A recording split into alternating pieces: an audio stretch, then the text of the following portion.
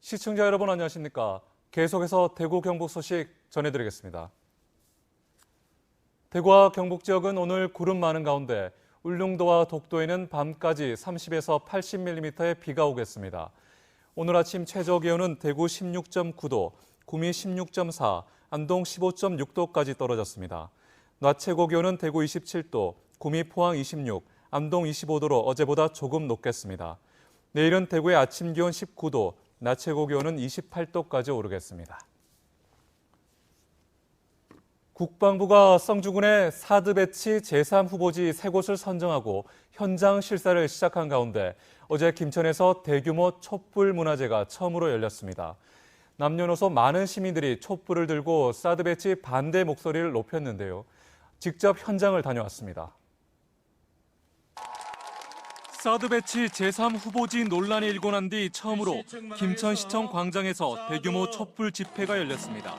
각종 플랜카드와 촛불을 지켜든 김천 시민들은 사드 결사 반대 구호를 연신 외쳤습니다. 제3후보지로 가장 많이 거론되고 있는 성주군 초전면 롯데스카일 골프장이 김천과 아주 가까운 거리에 있어 사실상 김천 배치와 다름없다며 강하게 반발했습니다. 일단은 시민과 소통도 안 됐고 일단 강압적으로 지금 사드 배치를 한다고 나섰기 때문에 지금 이렇게 문제가 된 것 같습니다. 그동안 김천혁신도시와 농소면으로 나뉘어 있던 김천의 사드 배치 반대 촛불이 김천시청으로 집중되면서 앞으로 강도 높은 투쟁이 예고됐습니다. 사드 배치 반대 김천투쟁위원회는 국방부와 경상북도 등의 다양한 방법을 동원해 제3후보지 철회를 강력히 촉구할 계획입니다. 우리 김천 시민들의 목소리가 전혀 안 들리는 것 같은데 경고합니다. 지금 당장에 제2, 제3 후보지 검토 중단해 주시고 시민들이 동의할 수 있을 때까지 기다려 주셔야 합니다. 국방부가 사드 제3부지 후보지로 성주 골프장과 염소봉산, 까치산을 지목한 것으로 알려진 가운데 사드를 배치할 대체 부지에 대한 현장 실사에 들어갔습니다. 투쟁인은 국방부의 사드 배치 제3후보지 선정 결과에 따라 앞으로 투쟁 수위를 높여간다는 방침입니다. MBC 뉴스 박재영입니다.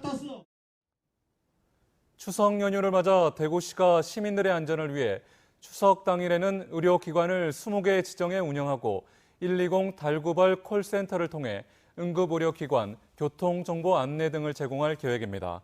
또 부양의무자 기준을 못 맞춰 기초생활수급자에서 탈락한 900가구에 10만 원씩 모두 9천만 원을 지원하고 독거노인, 노숙인 등에게는 추석 연휴 동안 시내 12곳에서 무료 급식을 제공할 예정입니다. 대구시가 추진하는 물 없는 컬러 산업 육성 사업이 기획재정부의 예비 타당성 조사를 통과했습니다. 이번 사업은 내년부터 2021년까지 총 사업비 55억 원을 투입해 비수계 컬러 산업 솔루션 센터를 구축해 관련 염색 기술 개발, 중소기업 연구 개발 등을 지원하게 됩니다. 섬유 컬러 산업은 염료, 가공제 등을 사용해 섬유 제품의 상품 가치를 최고 10배 이상 향상시키는 기술 집약적 제조 기반 산업입니다. 한국은행 대구경북본부에 따르면 지난달 대구 경북 지역 소비자 심리 지수는 101로 한 달 전보다 1포인트 상승해 2달 연속 상승세를 보였습니다.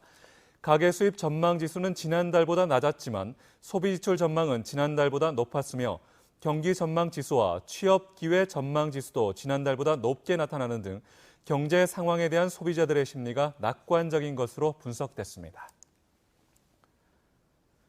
프로축구 대구FC가 어제 저녁 부천 종합운동장에서 펼쳐진 부천FC와의 경기에서 2대0으로 뒤지다가 경기 종료 직전 연이어 터진 알렉스의 동점골과 역전골에 힘입어 3대2로 승리했습니다.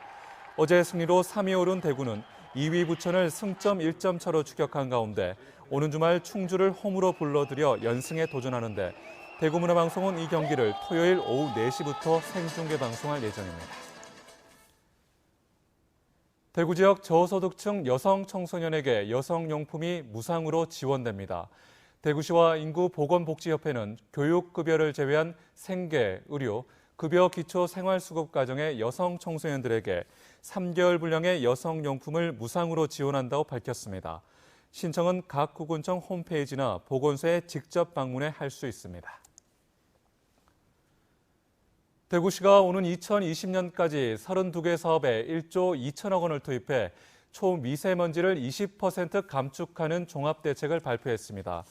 2017년부터 수도권에 시행 예정인 노후경유차 운행 제한 제도를 대구시와 비수도권 지역에 도입하도록 정부에 건의하고 경유차를 조기 폐차하는 대상자가 전기 트럭을 구매할 경우 최고 2,560만 원의 특별 지원금을 지원할 계획입니다.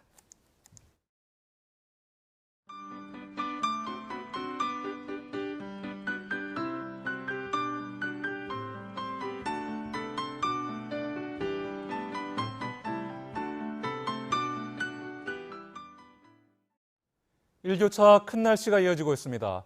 건강관리에 유의하시기 바랍니다. 고맙습니다.